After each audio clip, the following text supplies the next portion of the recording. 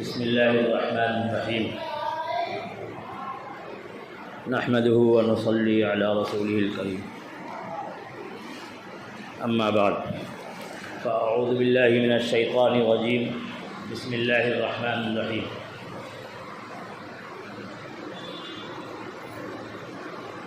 يا أيها الذين آمنوا اتقوا الله وكونوا مع الصادقين صدق الله العظيم اللهم صل على سيدنا محمد وعلى آل سيدنا محمد وبارك وسلم۔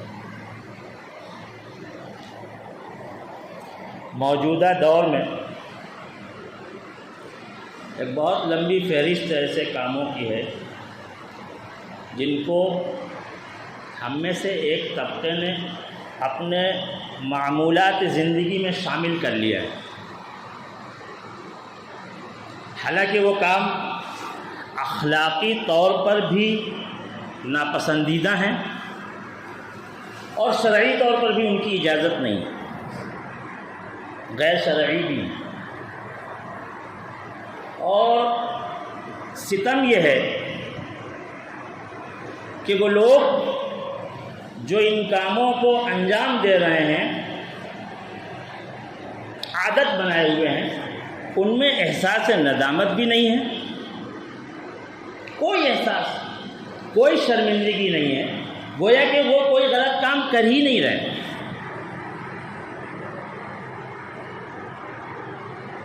ان اخلاقی اور روحانی بیماریوں میں سے سر فہرست غلط بیانی ہے، جھوٹ کی اہمیت بالکل ختم ہو گئی۔ یہ ہے نا ہماری جیبوں میں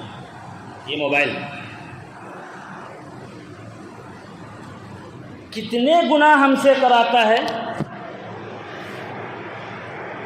سب کے سامنے بھی اور تنہائیوں میں بھی، ہمیں اس کا احساس بھی نہیں۔ ایک مثال، کوئی فون کرتا ہے، ہم سے معلوم کرتا ہے کہ آپ کہاں ہیں، میں آپ سے ملاقات کرنا چاہتا ہوں، اور ہم اپنے گھر میں بیٹھ کر کے یہ جواب دیتے ہیں کہ میں شہر میں نہیں ہوں، آج آپ سے ملاقات نہیں ہو پائے گی۔ ایک اور مثال کہ ہم کسی سے کوئی وعدہ کرتے ہیں، کوئی ایگریمنٹ کرتے ہیں، کوئی لین دین کرتے ہیں، اور اس میں یہ تحریر کرتے ہیں یا وعدہ کرتے ہیں زبانی طور پر 2-4 دوستوں کے بیچ میں بیٹھ کر کے کہ میں یہ کام 3 مہینے میں، 6 مہینے میں، 1 سال میں یہ کام میں کروں گا، اتنے دنوں کے اندر یہ کام میں کروں گا، یہ پیمنٹ میں اتنے دنوں کے اندر دوں گا۔ اور جس وقت یہ وعدہ کر رہے ہوتے ہیں اس وقت ذہن میں ہوتا ہے کہ ہم یہ نہیں کریں گے، ٹالنے کے لیے وعدہ کرتے ہیں۔ یہ اخلاقی اور سماجی اور روحانی بیماریاں جو ہمارے اندر ہیں، جن کو ہم اٹھتے بیٹھتے انجام دے رہے ہیں، اس سے معاشرے کے اندر ایک دوسرے کی باتوں پر، ایک دوسرے کے وعدوں پر سے بھروسہ اٹھتا جا رہا ہے، اور یہ بیماریاں جو ہمارے اندر عام طور سے گھر کر گئی ہیں، ہماری عادت بن گئی ہیں، اس سے روکنے کے لیے اسلام نے تاکیدی تعلیم بھی دی ہے، اور اللہ رب العزت نے جہاں سچ بولنے کی تلقین کی ہے اور سچے لوگوں کے ساتھ رہنے کی ہدایت کی ہے، وہیں ایفائے عہد یعنی وعدے کو پورا کرنے کو لازمی قرار دیا ہے۔ ارشاد خداوندی ہے، یا ایھا الذین آمنوا اتقوا اللہ وکونوا مع الصادقین۔ ایمان والوں سے اللہ تبارک و تعالی فرما رہے ہیں، ایمان والوں اللہ سے ڈرو اور اچھے لوگوں کے ساتھ رہو۔ چنانچہ اس آیت کے اندر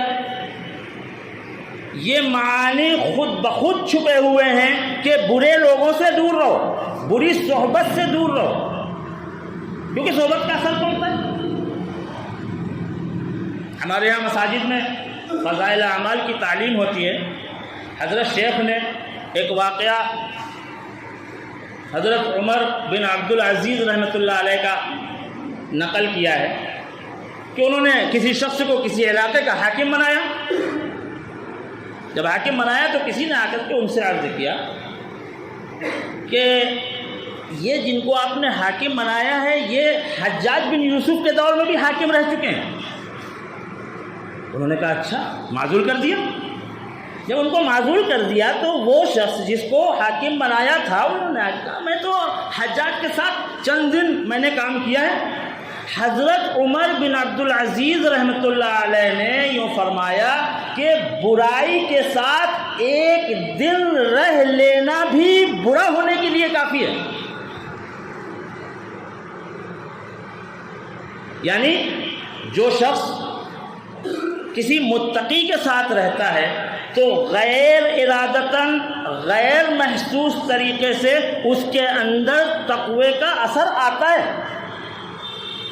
اور جو شخص فاسق و فاجر کے ساتھ رہتا ہے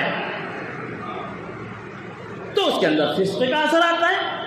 یہ صحبت کا اثر آتا ہے جس کو قرآن نے کہا ہے وَكُونُوا مَعَ الصَّادِقِينَ، سچے لوگوں کے ساتھ رہو۔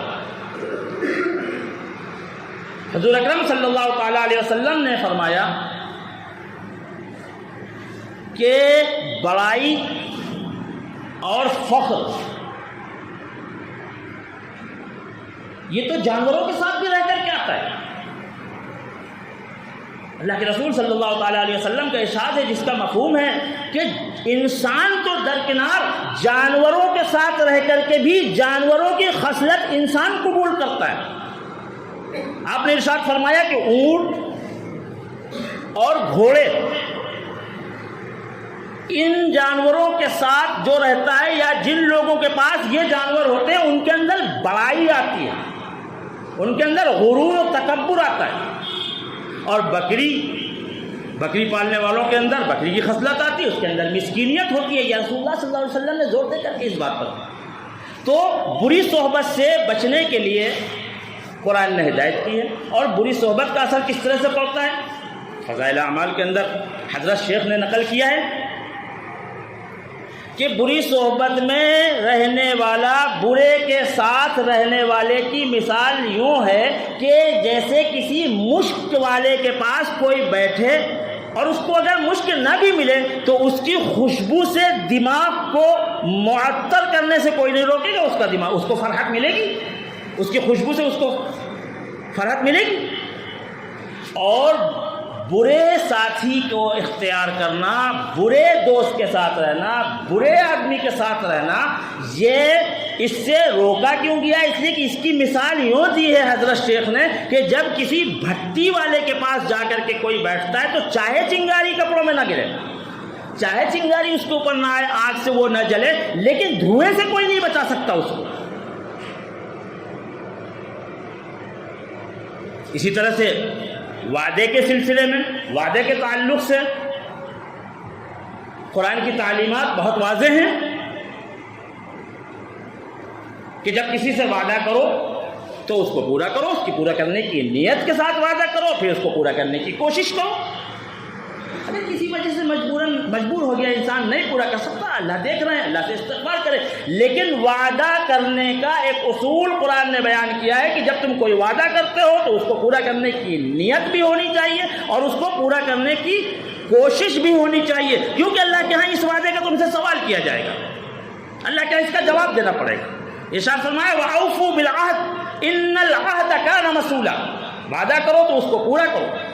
کیونکہ اللہ کے ہاں اس کا جواب بھی دینا ہوگا۔ تو یہ جھوٹ اور بیماری، جھوٹ اور یہ دھوکہ، وعدہ خلافی، یہ ایسی بیماریاں ہیں کہ جن سے آج دنیا میں ہمارا وزن کم ہو رہا ہے، ہم بے وقعت ہو رہے ہیں، جبکہ اللہ کے رسول صلی اللہ تعالیٰ علیہ وسلم نے چھوٹی چھوٹی سی چیزوں میں جس کی کوئی اہمیت نہیں ہے، ماں اپنے بچے کو کچھ کہہ دیتی ہے، اس کو جھوٹ نہیں سمجھتی، باپ اپنے بچوں کو یا کوئی کسی چھوٹے بچے سے کوئی بات کرتا ہے تو اس کو اندازہ نہیں ہوتا کہ ہم کہاں جھوٹ بول رہے ہیں، موبائل پر ہم کس طرح سے صبح سے شام تک جھوٹ بول رہے ہیں۔ اللہ کے رسول صلی اللہ تعالیٰ علیہ وسلم نے چھوٹی چھوٹی چیزوں میں جھوٹ کو روکنے کے لیے بڑی شدت اختیار کی اور بڑی شدت کے ساتھ روکا۔ حدیث کی کتاب ابو داؤد میں ایک واقعہ نقل کیا گیا ہے، ایک صحابی حضرت عبداللہ ابن عامر رضی اللہ تعالی عنہ، وہ کہتے ہیں کہ ایک مرتبہ حضور پاک صلی اللہ تعالی علیہ وسلم ہمارے گھر تشریف لائے، میں چھوٹا تھا، کھیلنے چلا گیا، میری ماں نے مجھے آواز دیا، عبداللہ یہاں آؤ میں تمہیں ایک چیز دوں گی۔ رسول اکرم صلی اللہ تعالیٰ علیہ وسلم نے دریافت کیا، تم اس کو کیا دینا چاہتی ہو؟ انہوں نے کہا یا رسول اللہ صلی اللہ علیہ وسلم میں کھجور دینا چاہتی ہوں۔ کہنے ہاں، اگر تم اس وقت اس کو کچھ نہ دیتی تو تمہارے نامہ اعمال میں ایک جھوٹ لکھا جاتا۔ یہ حدیث ان لوگوں کے لیے جو کسی کو دھوکہ دینے کے لیے جھوٹے وعدے کرتے ہیں، ان کے لیے ایک پیغام ہے کہ جھوٹ بولنے سے کوئی شخص کوئی طبقہ جب کسی کو دھوکہ دینے کے لیے جھوٹ بولتا ہے تو وہ صرف ایک گناہ نہیں کر رہا، بلکہ وہ مختلف گناہوں کی بنیاد رکھ رہا ہے، کیونکہ ایک جھوٹ کو چھپانے کے لیے پھر 10 جھوٹ بولنے پڑتے ہیں، جھوٹ کے بعد جھوٹ، اور جھوٹ سے اللہ تبارک و تعالیٰ نے، جھوٹ سے رسول اکرم صلی اللہ تعالیٰ علیہ وسلم نے روکا بھی ہے، اور یہ ایک ایسی بیماری ہے کہ جس کے بعد انسان کی وقت ختم ہو جاتی ہے، انسان کی بات کا وزن ختم ہو جاتا ہے، ہم اس کو کوئی اہمیت نہیں دیتے، اور خاص طور سے کاروبار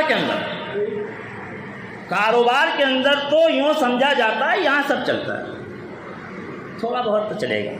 یا اس کے بغیر ہم کاروبار کیسے کر پائیں گے، اس قسم کے خیالات ایسا نہیں ہے۔ کاروبار کے اندر بھی جو وعدے کیے جاتے ہیں ان کو پورا کرنا لازمی ہے، کاروبار کے اندر بھی جو باتیں کی جاتی ہیں ان میں سچ اور جھوٹ کا خیال کرنا لازمی ہے، ورنہ وہ کاروبار ہمارے لیے مصیبت بنے گا۔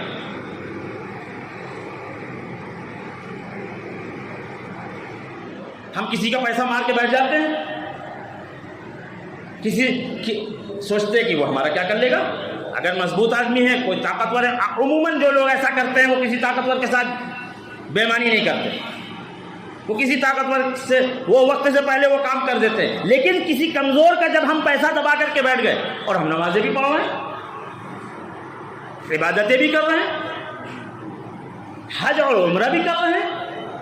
اور جو سمجھا جاتا ہے جب زیادہ گناہ ہو جائے تو ایک مرتبہ عمرہ کر لیں گے تو سب دھل جائے گا۔ کوئی عبادت، غور سے سنیے، کوئی عبادت ہمارے اس وقت تک کام آ ہی نہیں سکتی اور وہ اللہ کے لیے ہو ہی نہیں سکتی جب اللہ کے بندوں کے ساتھ ہم ناانصافی کر رہے ہوں، کیونکہ عبادت کا تعلق اللہ کی خوشنودی سے، اللہ کو خوش کرنے کے لیے، اللہ کو راضی کرنے کے لیے عبادت کی جاتی ہے۔ اگر ہم اللہ کے بندوں کے ساتھ ناانصافی کر رہے ہیں، ان کے ساتھ ظلم کر رہے ہیں، ان کا پیسہ دبا رہے ہیں، ان کی جائیدادیں دبا رہے ہیں، اپنی بہنوں کا حق مار رہے ہیں، اپنے بھائیوں کو ان کا حق نہیں دے رہے، ہم اپنے والدین کے ساتھ اچھا سلوک نہیں کر رہے ہیں، اپنے پڑوسی کے ساتھ اچھا سلوک نہیں کر رہے ہیں، اور اس کے بعد ہم اگلی صف میں نماز پڑھ رہے ہیں، یہ نماز اللہ کے لیے نہیں ہے، یہ اندر کی غلاظت کو چھپانے کے لیے ہے، یہ اندر کی گندگی کو چھپانے کے لیے، اس کے اوپر پردہ ڈالنے کے لیے۔ اللہ سب کی حفاظت فرمائے۔ تو انبیاء کرام نے سب سے زیادہ جس چیز پر زور دیا ہے وہ یہ ہے کہ ہر انسان کو اللہ کے سامنے کھڑا ہونا ہے اور اپنا حساب دینا ہے۔ وَلَا تَزِرُ وَازِرَةٌ وِزْرَ أُخْرَىٰ، ہر شخص کو اپنا حساب اللہ کے سامنے کھڑے ہو کر کے دینا ہے، کوئی کسی دوسرے کا بوجھ نہیں اٹھا سکتا۔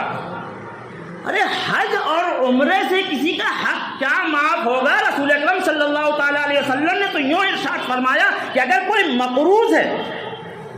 کسی کا قرض کسی کے ذمہ ہے اور وہ اللہ کے راستے میں پورے اخلاص کے ساتھ شہید ہوا، تو جب تک اس کا قرض ادا نہیں ہو جائے گا، شہادت کے باوجود اس کی مغفرت نہیں ہوگی۔ تو یہ جو دو بیماریاں ہیں، ایک جھوٹ اور ایک دھوکہ، یہ انسان کے ایمان کو اس طرح سے کھا جاتی ہیں جس طرح سے دیمک لکڑی کو اندر سے کھوکھلا کر دیتا ہے، کھا جاتا ہے۔ تو کیا اس بیماری کے علاج کی ضرورت نہیں ہے؟ اور اگر ہے تو کہاں ہے یہ علاج؟ قرآن علاج بتا رہا ہے، یا ایھا الذین آمنوا اتقوا اللہ وکونوا مع الصادقین، ایمان والو اللہ سے ڈرو اور ان لوگوں کے ساتھ نہ رہو جو جھوٹ بولتے ہیں اور خیانت کرتے ہیں۔ وآخر دعوانا ان الحمد للہ رب العالمین۔